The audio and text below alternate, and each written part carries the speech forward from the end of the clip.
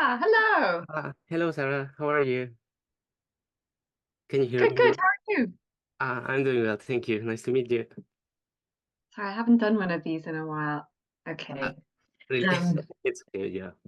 Thank you very much. Mm, that's okay. Are you in Japan or are you in Spain? I'm now in Japan, actually. Yeah. Here is 3 a.m., but it's okay. It's No problem. 3 a.m. Why was this a convenient time for you? Yeah, don't worry. This is normal for me, so it's not a problem. So, I did actually look it up because I thought you were in Japan. So I looked up the time and I was uh, like, that can't be right because why would he have suggested like 3 a.m.? yeah, actually, I say yes because it's maybe better for you in the afternoon. So, but don't worry. It's okay. I'm Yeah. quite awake, so no problem. So yeah, You're first of all, busy. yeah, of course, thank you very much for the opportunity to talk to you about your writing experience, your books for the blog, One Book a Day, so un libro al día in Spanish. So yeah, actually, we want to delve as much as possible with the writers' ideas, opinions about their own books, and Mhm. probably some topics related to that. So just briefly, as introduction. So we are now with the Irish writer and artist also. Maybe we can talk about later about that. Mhm. Sara Baume. So as you know, so this blog is mainly the audience is Spanish speakers. Mhm. So of course, yeah, most of them probably can read also in other languages, but mainly it's focused for the Spanish speakers. So actually, for your novels, as far as I know, the only one that is translated to Spanish is the first one. Yeah, It's a the first. Spiel Yeah. Zimmerfeld Bitter. Actually, it was translated to a lot of different languages, right? Actually, yeah, I have a very beautiful edition in Japanese. Oh, you have Japanese. Yeah, that was Yeah, this would be kind that of was weird shocking. because yeah, I hope like yeah, this was the only translated to Spanish. I was wondering why the others probably there's uh in translation right now, maybe, right? Hopefully, I think so. Yeah. Well, I You're mean, the short answer is just that like it mustn't have done that well in Spain because, oh really? if a first novel has done well, then generally the publishers will stick Mm. with you and buy your subsequent Oh novels. yeah. But it didn't happen to me. And like I'm a writer who my first novel did really well, kind of Mm. everywhere. Mm. It did much better, and then the other novels have done slightly less well. I see. Which is often the case because that's just the business. There's this big fuss around new writers. Mm. And then once you have a few books out and you're established, it's harder. Mm. But actually there are a number of countries where the book where all my books have been translated and done quite well. Mm. Um, and they're kind of random ones like Italy, the Czech Republic. I Mm. just sold like rights to my second novel in like Serbia or so it's really surprising where a book goes down well and where it doesn't. And often it's to do with the translation, and I Yeah, wouldn't. I think it's also related to the fact that maybe we can go in details later, but about your style is kind of particular about the different kind of, for example, you use a lot of wordplays, or sometimes the names of the characters are somehow related, also to their personality, for example, or yeah, the words itself are the language itself is important part of your writing. So maybe that's also why it's kind of difficult to make these kind of translations, I think. Yeah, definitely. I think I make it particularly hard for Yeah, I think so. a Even translator. starting from Like the even titles, for example, this first novel, so yeah, of course the Spell Simmer Falter Wither are kind of related to the seasons, right? So Yeah. So mm, yes, it was supposed to be. I was trying to find a verb that both sounded a little like the season name, but that also reflected something of the kind of energy of the section of the book, I mm, suppose. I think that was yeah, it. So for it's example, still in Spanish, maybe it's more related to the seasons, or more like strongly, yeah, related to that. in Spanish. I have it. I have my copy here. Florida, Uh, Florido, Granado. granado, cachudo, marchito. So I mean, you can tell me what that means. That's more season related than Yeah, yeah, it's more like flowery grain. Uh, yeah, like wither. Yeah, it's more related to probably to the nature, to the seasons itself, more like impression. But for example, in Japanese, it's completely different. Actually, Yeah. the Yeah. title is the first sentence of the book. Like you Oh, find in the yeah. So, but it's kind of challenging. I think maybe that's one reason. So, but yeah, There of was course. a few there was a few places where they kept the original title uh and then other territories where they said, look, this is just frankly untranslatable to our language, so just forget it. But there can be really interesting like cultural reasons because my most recent novel is called Seven Steeples, steeples Mm, referring obviously to churches. mm, And in Denmark, I think they said, look, we don't like this title because it's too religious. We want a more secular title because that will have like wider market appeal, which I thought was mm. really interesting because, you know, to me, it's just a steeple is a landmark more than a cultural association. But it's interesting, yeah, the way they Yeah, changed. they're kind of sensitive topics, right? That probably Mm. the publishers want to avoid talking about religion or this kind of stuff. So yeah, before going probably more in detail about your novel, particularly the first one, I'd like to maybe we can talk about more in general about probably your writing process. For example, I think there are some subjects, some topics that I may say also probably obsessions that you have that you write in probably all of your books, I think. Yeah, so probably you're directly or related to your own experiences, even if the characters are, for example, male characters, but probably somewhat related to your own experience. And also probably related to how you decided to live your life. So you're living in a countryside, so you decided not having kids, for example. So, but I think one of the most important is the fact that you have this background in art, maybe. This is, yeah, very obviously right when reading your books. And what I found actually very interesting, I think one of your interviews or article, I don't remember, but you mentioned that you found yourself like trapped in between two worlds, like the writer and the artist on both sides. So I want to ask you, maybe, for example, from the first novel, almost like 10 years, did you find a way to reconcile these two words that probably you feel trapped before, like the art and the writer? Or do you still feel like you have to make some kind of balance between both? Yeah, well, I mean, it's totally fair what you say that it's interesting what you say that the same obsessions come up all the time Mm, in the books. And I mean, I guess I'm not surprised because that's human nature. And I do kind of think that I'm not ashamed of the fact that I'm sort of writing a version of the same book over and mm, over. And I think I'm not ashamed because I kind of like that in the writers that I admire. It's like I go back to them because I'm looking for that sort of sense of familiarity all the time. So it's maybe not a terrible thing, but I've never, as soon as they're published, I never read them again. So I'm always mhm. worried when people like you read like all of them and reflect them back. Yeah, but with the arts, so like I actually went to art school after school. I went to art college and studied sculpture, and writing came about really because I was initially trying to be an art critic, I guess, or I was Mhm. writing about Mhm. exhibitions and kind of doing freelance journalism a bit, I suppose.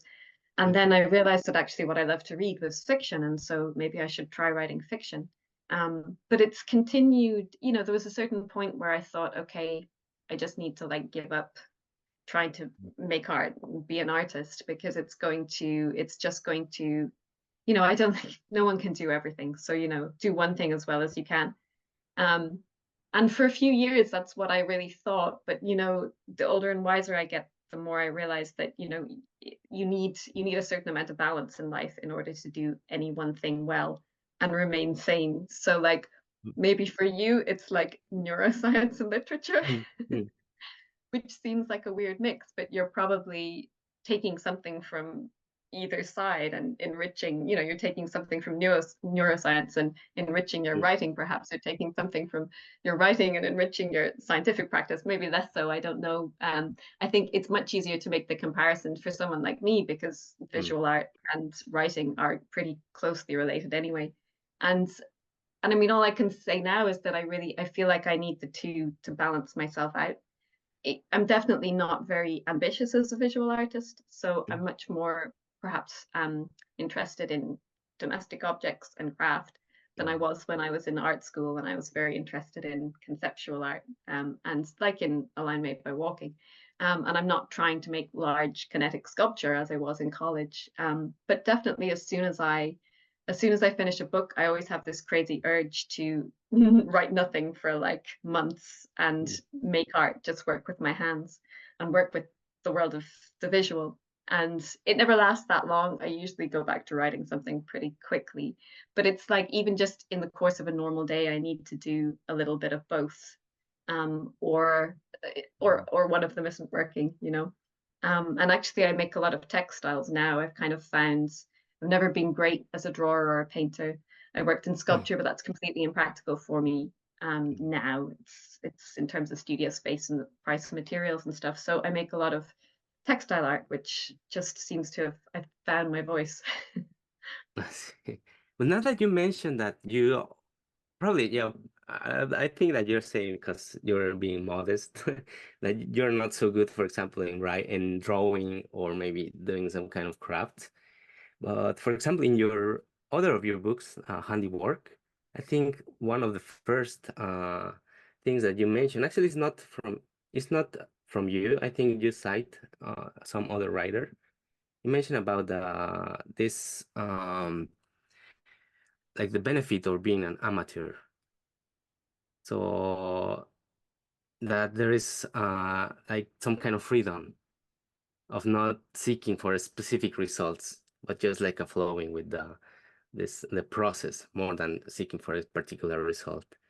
So now that you mentioned that probably you're not too good like drawing or doing this kind of artistic process, and you work more like an amateur, I think, in this aspect. So I was wondering also when you start writing, or probably you still feel that way, if you can translate also that to the writing process.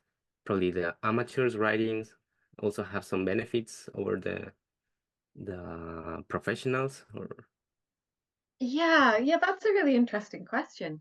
I'd say you're referring to, I read a book by a guy called Stephen Knott, who's a British academic, and his book was about amateur craft mm, and the history and theory of it, basically. So giving it a kind of credibility that you wouldn't normally have thought. And I mm, think I really recognized it in my grandfather and in other members of my family, this kind of stuff that they'd been making that I was dismissive of, because it wasn't like the art world stuff that I'd been reading about in art form, in college. And the book was really interesting because it talked about, and I got its ages since I read it now, but it was talking about how initially amateur craft kind of came about as a, a revolution, sort of around the time of the Industrial Revolution, and mm, as a kind of a kickback, I suppose, against very formulaic, right, mm, workplaces and capitalism. Essentially, it was an anti-capitalist gesture for people yeah, to reclaim their free time and to make something completely useless in their free time. And I mm, do love that idea, even though I guess when it comes to writing, I'm absolutely more precise. I mean, when I think about amateurism in writing, I guess I kind of think about that kind of energy of the first draft, when mm, you've just gotten something down without finessing it or editing it at all, and it kind of has this kind of nice flow to it, or a nice kind of hum or glow or whatever the word is. But and then later on, when you work the sentences too much, mm, or you worry too much about structure and plot mm, and literary prose, and you kind of lose whatever that amateur energy was in the first draft. yeah. So now that you mentioned about like this focusing on the sentence, like correcting or like over and over the sentence, the words. So, for example, many of the articles about your books mention this poetry. This is very important. Also, there's a great component of this kind of poetic elements in your writing. Even if you read your books like out loud, or even, for example, I think there are some videos that you reading out loud your own books. You can identify some kind of rhythm, also rhymes, I think. This kind of you can identify. So now that you mentioned this, the energy of the first draft, I was wondering if this way of writing is comes natural to you, or is something that you intentionally want to make, or after the correction, for example, you change some words for others just to make a rhyme, or this just comes naturally for you, this way of writing. Oh, I mean, like a certain degree it comes naturally, I suppose, and then a certain other degree is like working it. Mm, But I definitely have a sort of a sense of what a sentence should sound like, you know. So there'll be maybe I'll add a word that has three syllables to the end of the sentence because I feel like the sentence needs that kind of music to it. mm. And I don't know where that comes from. Like it's just instinct, I guess. And it doesn't always work. And I've heard other people reading my work, like audiobooks and stuff like that. And no, actually, yeah, it was my first novel, and it was like a radio play or something. Mm. No, it was an audiobook, but it was on the radio. But it was they asked me if I wanted to read it, and I said no, because it's in the voice of a man, so it should be a man's voice Oh, reading it. yeah. Mm. And I listened to about 2 minutes of it, and I was like, oh my God, no, it's that he didn't have the same rhythm to the sentence that I would have had when I was reading it. And it Right. sounded fine to all intents purposes, but it kind of made me realize that not everyone hears this thing that you're trying so hard to achieve, that, you know, it's actually just like a voice in your head. Yeah. It's Right. actually just a little insane. But you have to trust, it's not that I definitely care about my readers, but I'm definitely writing it for myself as well in a way because you're your Mm. first reader and it has to kind of work for you, and then you just have to hope that it works for everyone else when it goes out. Have you thought of writing poetry like itself? Have you ever reading like poetry or poems, or is only you include those aspects in your novels? I've never written poetry, and you know it's tricky because like Mm. most m- uh, some of the prose stylists, some of the prose writers that I like best were previously poets or also Yeah, poets. yeah, yeah. And so I think it's a great combination that poets write brilliant novels. Mm. But I kind of feel like you can't get away with doing it the other way around. There's like this kind of cliquey thing about poets. God, I should be careful what I say now. But you can't get away with like writing prose and then publishing a book of poetry. I've never seen that done successfully, you know. And I mean, to be fair, I don't write poems. I don't have like a secret notebook stuffed full of poetry. Um, to me, it's like the best prose should be poetic. It should sound like poetry, and Yeah, thus, definitely why would I sounds. need to also write poetry? Mm. Yeah, I was wondering because yeah, so sorry, I just watched a lot of interviews with you and some articles about you. So you mentioned also that one of the reasons you like to do these miniatures. Actually, there are a very interesting video about you. It's actually not a writing channel, it's a art channel in YouTube. And you make some kind of presentation of your own work, some kind of PowerPoint presentation. Don't Okay, yeah, believe so. yeah. Actually, probably I can refer the audience to Yeah, that. I've done a few of them. Yeah, it was probably an event that someone filmed without me, you know. Mm. Not that I didn't know, but that I didn't I was doing an event, I didn't register that it'd be Uh, online. But and I when you talk about that, about your artist, the craft that you make, the miniatures, this kind of figures that you make, a lot of those are like reasons or explanations that you say. It's like you can apply. At least in my mind, is you can apply also to your writing, I think. For example, you mentioned that you like these miniatures because they're very compact, like small. So, and also about finding not the beauty itself of the figures, but you want to capture the like the spirit of the mm, object you want to make. So I was wondering also if you yeah, apply these kind of principles also when you approach the writing. I'm probably repeating myself now if you've already watched me doing stuff. No worries. But in handiwork, I wrote about the railways, the miniature railways, and the Mm, guys who make the miniature railways, and how there's the idea is that you're sort of making this miniature utopia in which mm, everything is in its right place and mm, everything is protected and okay. So it's kind of very aspirational, but that can very much be applied to writing as well, as in you're kind of making this world, whatever the book is about, you're creating a world that you can control, and that in which you feel safe. It's the same way. I mean, I think of that when I read. There are so many times when reading has just saved me. I mean, every day in a small way, reading takes you away from your everyday mm, reality. Not that there's anything wrong with my everyday reality, but it's kind of like there's something very very comforting about miniaturizing, and writing is another way of kind of miniaturizing. I'm not being terribly clear about that, but and yeah, with the sorry, sorry, I have three dogs under the desk, and they're all sitting on each other and like Hi, growling at dogs. each other. So I've lost my train of thought now. Oh, but yeah, something else that I've probably said a few times about the about language and objects is when Mm, I was in art school, I always remember learning that if you were making a large kinetic sculpture, every little piece had to fit together perfectly mm, in order to make it work.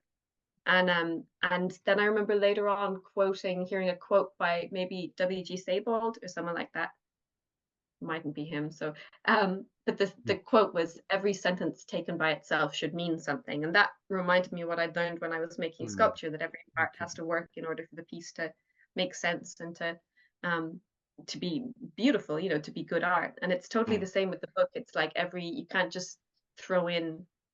Everything has to make sense together. So the sentences individually, it should be well crafted and beautiful in some way as much as possible, but also all put together, they need to make a whole that makes sense.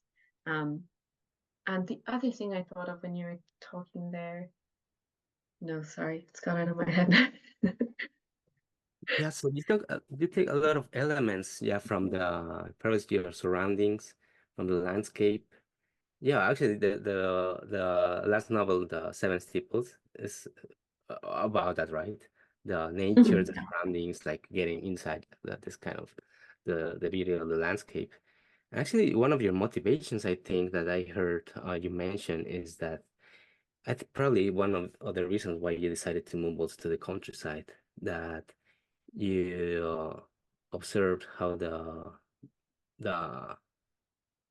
yeah, the cities modernizations like destroy the landscape of your childhood. Mhm. I was wondering, so writing about that is some kind of way to preserve those memories from your childhood, make them endure, or is not related to that.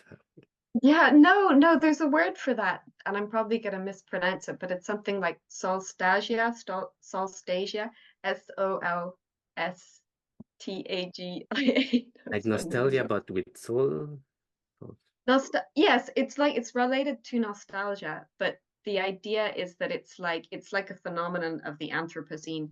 And the idea is that we miss places that haven't yet disappeared in a way. So, it's like Mm, me feeling sad about the birds dying, about mm, species of birds dying out, and being, what's the word, sort of wallowing in that despair or whatever. Whereas in fact the birds are still alive, these species, but because we see what's happening in the Anthropocene and the way it's going, mm, there's this kind of unique form of sadness that has occurred, and it's kind of mm, preemptive, but I certainly don't know the word in Spanish or Japanese.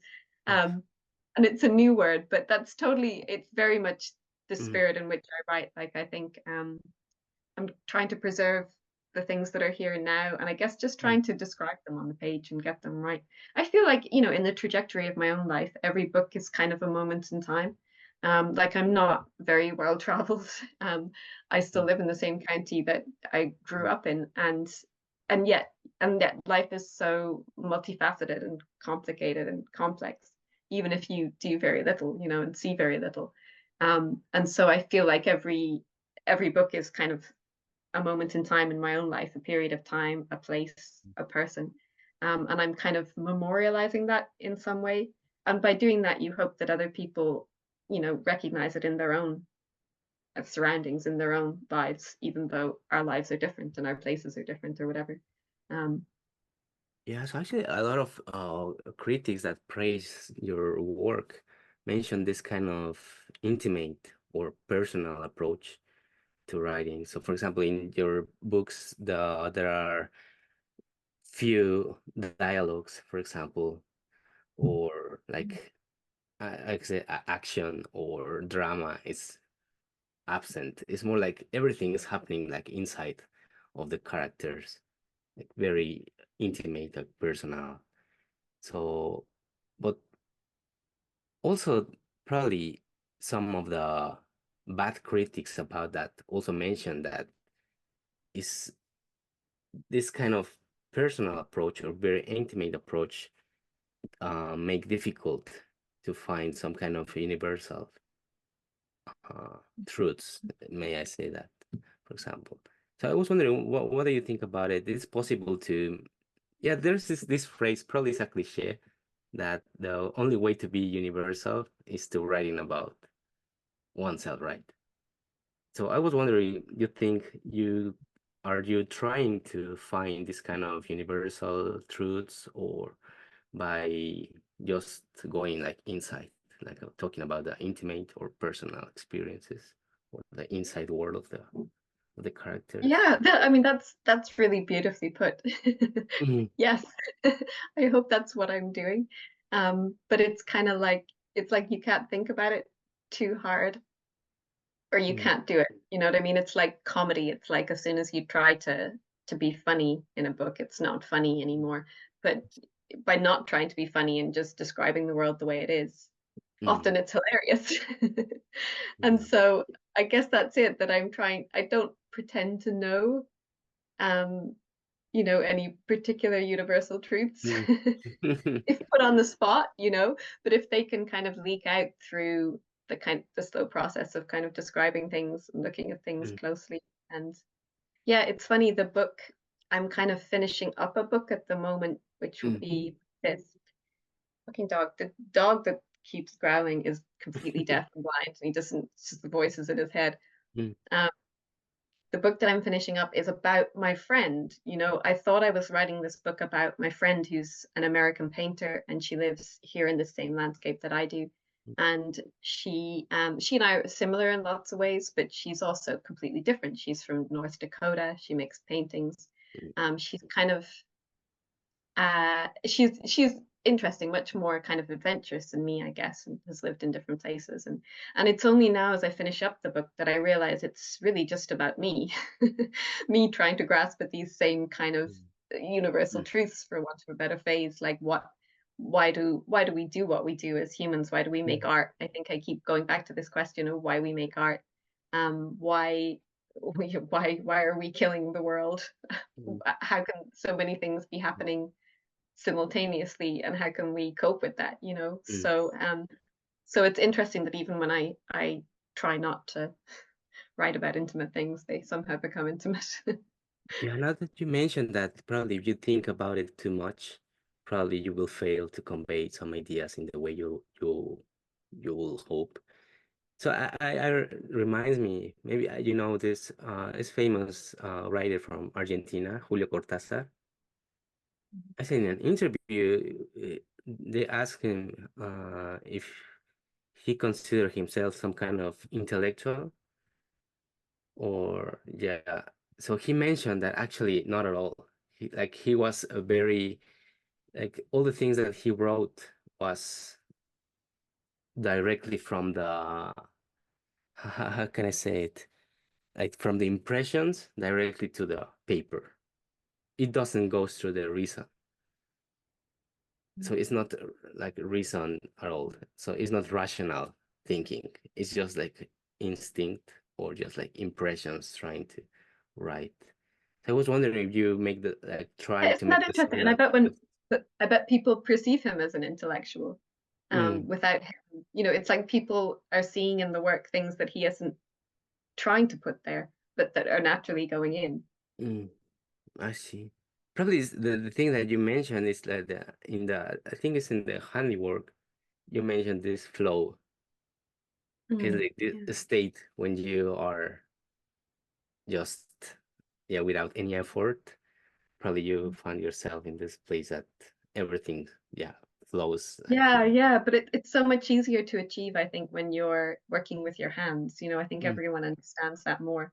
It's kind of when your brain switches off, really, and you're just carving or sewing or painting or whatever. But how does that, it's much harder to achieve with writing. Like, how do you switch off Yeah, and because you are just, using language, right? So of course you have to make some rational thinking, I think.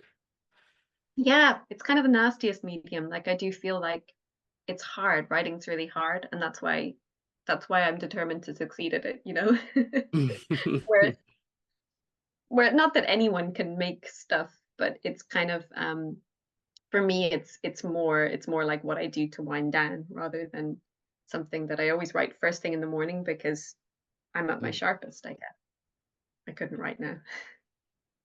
Yeah, so but I think you still work with in your kind of the for example, your miniatures, you make some expositions about your work also, right? I think some kind of performances or some exhibitions about your art, I think.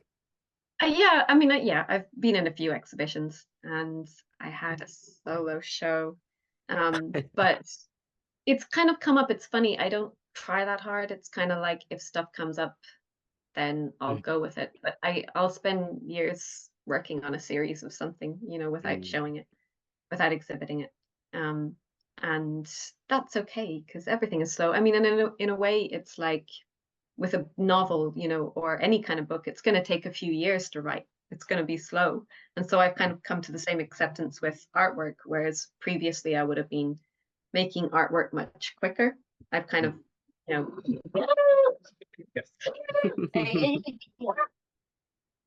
that's actually the dog. Spill Simmer is delivered to a dog. Yeah, it's actually your dog, right? Is it Yeah, one of the he's main still characters? alive. He was like, I guess when we got him, he was about 2 or something. But I never dreamed that But 13 years later, he'd still be mm, alive. yeah, it's very nice. It's happy. He's So yeah, fine, but he can't. mm, He now that doesn't you hear. mentioned the dog, so yeah, this is one of the main characters of the novel. So there are a lot of this in like internal dialogue of the or monologue of the main character of this man, like talking to the dog, thinking about the dog. Like for example, saying that probably the dog can hear some things that he cannot. The dog can smell things that he cannot smell. Or so I was wondering if what is your thinking about this living with uh either animals or other people, for example, yeah, your yeah your partner or your family that have like different kind of sensitivity. So It's funny. This is kind of random, but you'll see where I thought of it. Only today I was thinking about how, the way in horror movies, there's always the dog always sees the ghost first, mm, and then mhm, usually ends up being killed by the ghost or something. But it's like there's this. We're all very accepting of the fact that animals have this mm, added perception of things, that yeah, they can sense things that aren't there, like the way they'll smell something that was there maybe 3 hours ago, a bit of chicken on mm, the floor or whatever, but there's no trace of it now, and you and I couldn't smell it or know that it was there. So I think I keep going to animals and writing about animals because of that. In a way, I'm kind of interested in. It's funny, the older I get, actually, the more interested I get in the supernatural. I kind of don't like that term, but yeah, the sort of what is there that we can't perceive. I Um, see. in the way that, it seems perfectly natural that we accept that a dog can smell things or hear on a different frequency, Mm, mm, um, things that aren't there. And yet we're generally so skeptical that there might be things there that we're incapable of perceiving that are, perhaps mm. not a smell or not a you're a neuroscientist, so I Yeah, certainly but they're probably kind of different kind of metaphysical, I approach, but suppose. I yes. guess the metaphysical. I become more interested in metaphysics and life after Mm, death and those kind of things. And that's also happened to me as loved ones have died. mm, I think when I was like 25 and hadn't lost anyone I loved, I was very dismissive of those things. So mm. perhaps it's pure sentimentality, Yeah, so even if there's, yeah, of course, the dogs, for example, in this particular case, they can perceive different kind of, they have different sensitivity. But living with them or living with a partner, like a lot of years, a lot of time, like probably you can experience those phenomena through them. Actually, in your last novel is kind of the idea, I think, at least as I understand. So these two people like living together, they start like thinking or feelings through the other person, right? Like acting like as one person, I think. So do you feel the same, for example, with your dogs or this kind of connection, may I say? Yeah, the kind of, yeah, codependency. Oh, yeah, probably you can say it. Yeah, it's funny, because with Seven Steeples, there were people who felt that it was a novel about that it was a sad novel, I guess, about a relationship in which two people had become completely dependent upon one Mm, another, lost their own identity. mm, And then there were the people who thought that it was a beautiful love story. yeah, I And can I'm feel. not sure where I sit with that.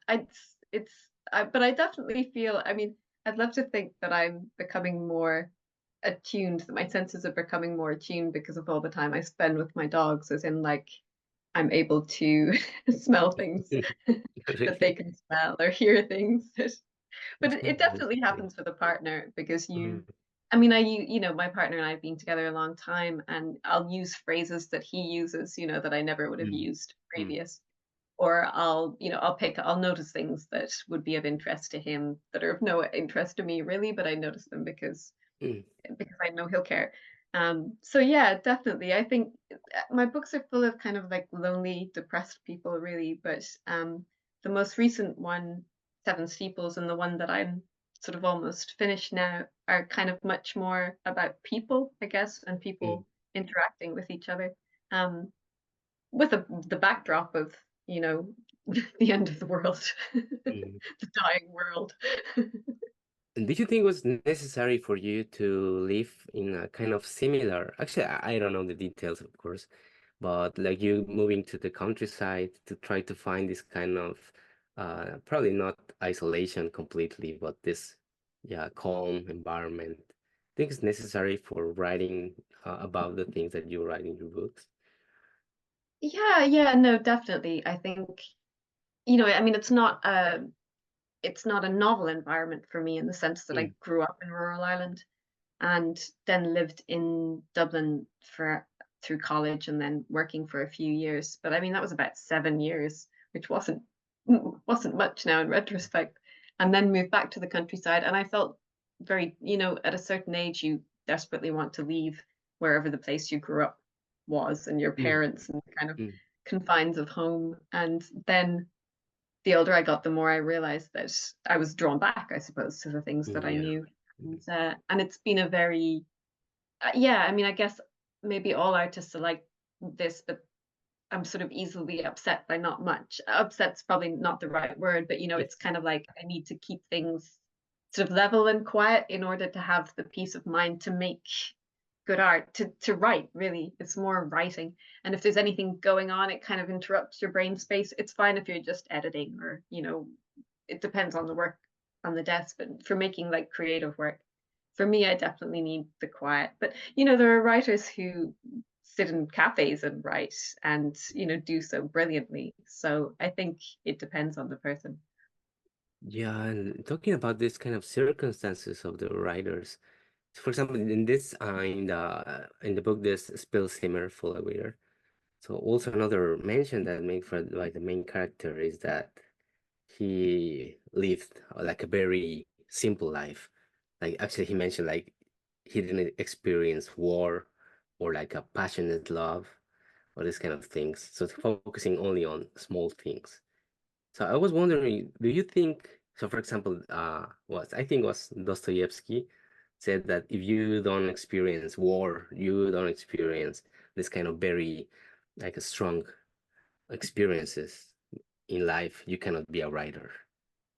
Mm. But in your case, in the novel that you mentioned, in the novel, this kind of things that made me think about the focusing only on probably small daily experiences, and you can make brilliant writings about that. Yeah, I think it's all I have in a way. Um, that's interesting about Dostoevsky. I I kind of feel like you have to work with what you have, you know. Mm, Um, and definitely, if I'd lived through a war, I'd probably be writing about it. Um, mm, but that's not to say that you have to have dramatic life events in order to be a writer. It's, I guess, yeah, I find like I'm trying to make meaning out of the everyday, the quotidian, the familiar. Um, and I think, yeah, and I think people find resonance in that. But that's not to say that, you know, that mm, I don't like a good war book as well. It's funny, actually. I've been writing about, I wrote a long essay for Granta magazine, but I want to write more, and I will write more about my grandmother who lived through a war. She was involved in the Second World War, mm. and all of my grandparents were save one. And it's funny that I find myself drawn to their lives and to write about them. And I'm wondering, is there something in Mm. that quote that I'm kind of perhaps run out of the material of my own very quiet existence, and I'm naturally drawn to the people who I knew Mm, who lived through something dramatic like that. Mind you, I don't want to tempt fate. I mean, the world is in such a mm. Yeah. delicate state at the moment. Who knows what's around the corner? Um, but it's interesting that you say that. I'll remember that. Yeah, because there are some even some writers or some people that try to artificially force this kind of experiences, right? So they engage in this risky behavior or drink a lot of alcohol or with drugs or goes to dangerous places just to find this kind of like experiences for inspiration, something like that, right? Like method acting. Yeah. Mm, No, I yeah. haven't the courage for that, but and Yeah. you know, So, I found that a lot of, I've traveled quite a bit, not in an exciting way, mainly with the mm, books. But I rarely write about that. It's kind of like when I sit down to write, I always just go back to I actually was commissioned to write a winter diary. So this is for a publication mm, here in mhm, Ireland that comes out every winter, and the the editors asked me, it's published this winter, but I had to write it last winter, and they were just looking for someone to, keep a record of the winter. It's quite a long piece, but it was like I found myself writing. I wrote a phenomenal amount, and then when it came to editing it down to the word count, which was about 5,000 words or something, I found myself discarding practically everything eventful. So, mhm, even okay. like, going on a trip somewhere, Mm, or meeting up with friends, or someone being ill, or someone the car breaking down, or even things that are yeah. not that, anything that was vaguely eventful got edited out, and the whole diary was very, very small details of like going for the dog walk every day, and making soup for lunch. I see. So I don't know why was it that I was, even when there were events, I was still drawn to the quiet moments between events. It seems like I'm just wired to ignore the big stuff. Mhm. Now that you mentioned your grandmother, I was also surprised that in your book there are a lot of like oral sayings, Mhm. like there are like this kind of wisdom from the so these characters when talking to his dog is talking using a lot of this kind of sayings, like made up sayings from the probably from the old From people. Yeah, this kind of oral wisdom that is passed through generations. So I was that could wondering if be, it was an influence from your grandmother, for no, example. it could just be being Irish, perhaps, because there's Oh, really? definitely Mm, there's a lot of like we're great talkers, and Mm, great storytellers. And while I kind of have a mixed, my dad was English, my mum was sort of part English, but I've always lived here. mm. Um, and I think that goes in definitely. And I think it's something you'll find in a lot of Irish writing. Ah, really? I haven't noticed that. Probably have to read more. Now that you mention, what do you think about your novels? How do they uh like fit in the Irish literature? Oh, yeah. I mean, kind of uneasily in a way, I think, because I've always felt a little bit like an outsider. Mm, And actually, you were talking about dialogue earlier, and part of the reason that I don't write a lot of dialogue is because if I'm writing an Irish character, I don't feel that I can do an Irish voice, or perhaps I'm just worried that I'll be criticized for doing an Irish voice in a way that, like, Kevin Barry or Anne Enright or other Irish writers, Colin Tóibín, would have more of mm, a sense of that, whereas I feel less of a sense of history in Ireland, I suppose. It's more so yeah, but I mean, I feel, and in the last year, I was included on this list, the Granta list of mm. Oh British yeah, novelists congratulations in about their it. 40s. Yeah. It's a big And thing. that was such a weird experience for me because everyone here, like in Ireland, was like, but you're not British. They were really mad about it. Like, how dare they Oh call you really? British?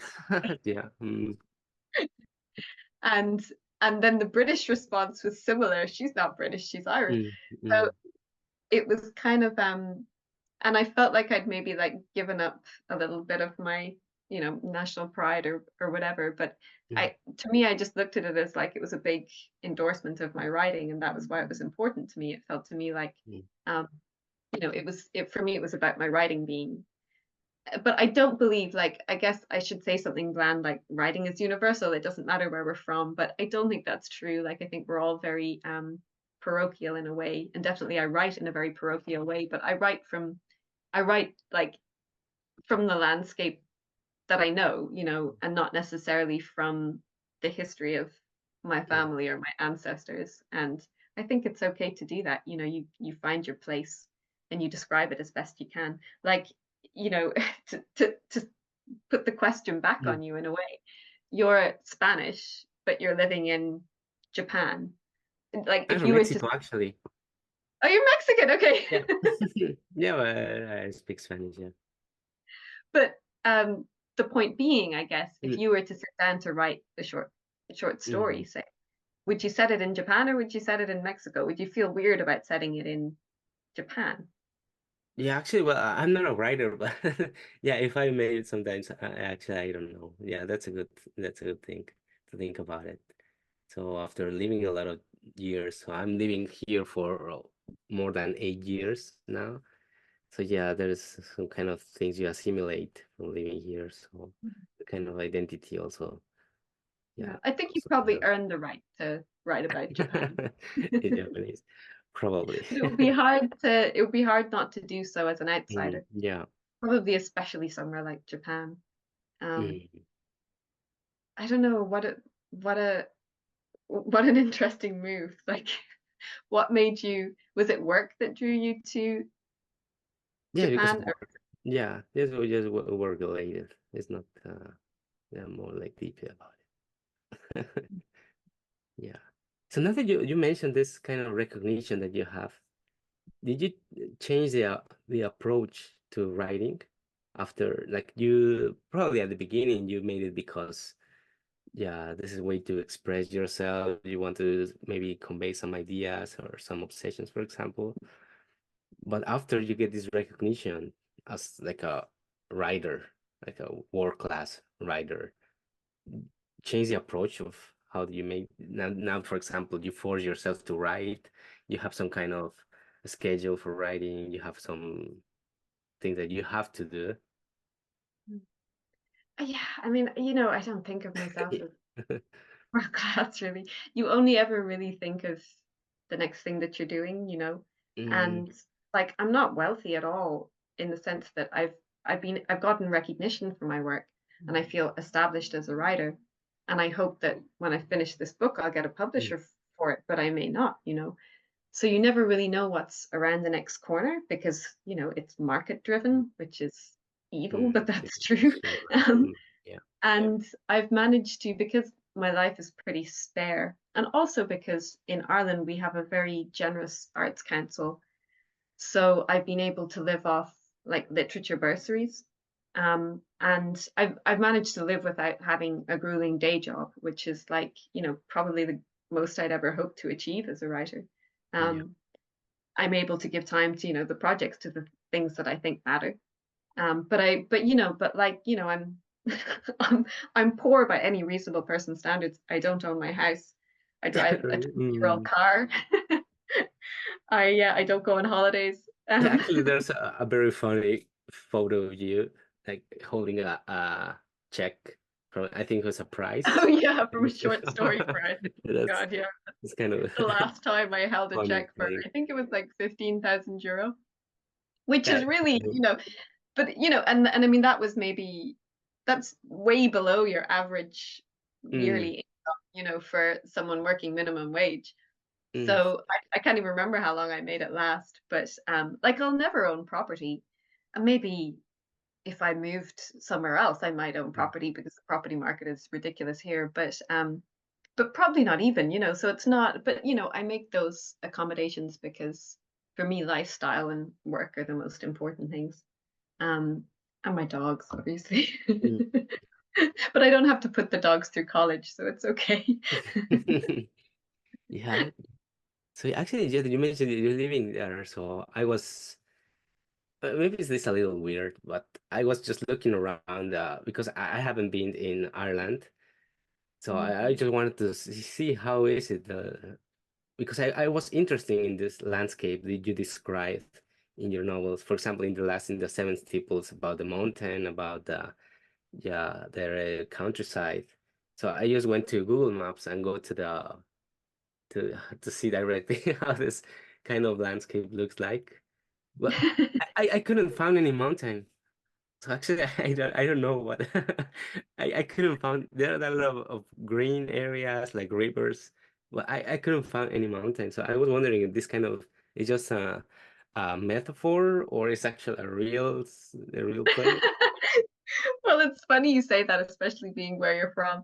And I think it was the Italian publishers, and they said to me, you don't have any mountains in Ireland. And I was like, that's shit, we have loads of mountains. Oh, really? Oh, But their point was like, what we call a mountain is not really a mountain. I Like see. they were thinking of like what have they got in Italy, the Alps or whatever. Mm. And like our tallest mountain, I have no idea, I'm not good with numbers, so I don't know how high it is, but our highest mountain would be like very low in comparison to certainly South I America. see. Um, so I thought that was kind of funny, but really, I mean, it's very apt for the book because the book, I don't live next to a mountain, even Mm, though practically everything else is based on the place where I live. The mountain is just, I mean, it's just sort of a hilly ground behind the house. mm, But in the book, it takes on the status of a mountain, and that's kind of the message of the book in a way. It's like, it can be a mountain if you perceive it to be a mountain, and if there's nothing else around it that makes it seem the mountain is God in a way. The mountain is yeah. symbolic of lots of other things. Mm. Um, and not actually a mountain. So it's hilarious that you couldn't find it. Yeah, I was looking that I was trying to find this kind of mountain probably, but no, I There's couldn't not a find lot of anything. forests either. Like there used to be a lot of trees, but Ireland's one of these countries that's been really deforested. Mm, So we're a lot of like cow fields mainly, I see. cow fields and sea. Mm, yeah, because yeah, I hope like soon this last novel Seven Sepals being translated into Spanish. Yeah, probably. Yeah, we can read. Of course, I read it in English, but there are a lot of things that I cannot grab, probably. Of course, this kind of things lost in translation, probably the word plays that you use, something like that. Yeah. But Yeah, I hope. I feel like it probably won't be now that the window of time has passed, but maybe one of my future books if they do better. are you in? contact with this? Are you in touch with the translators of With just the no, I don't even know if it was a man or a woman, I must admit. They had no contact with me at all, and that's I can't interesting. remember if I had much contact with the publishers even, to be honest. I think it was quite a small publisher. No, it's almost crazy how little contact you have when it comes to translations, sometimes more than others. But um, Alan, I'll have to go at 8, sorry, which is coming up to the hour. In five I minutes. have a Yeah. call. So yeah. Is that So okay? Do you feel like you have enough? I feel like I did loads of talking and you're probably overwhelmed.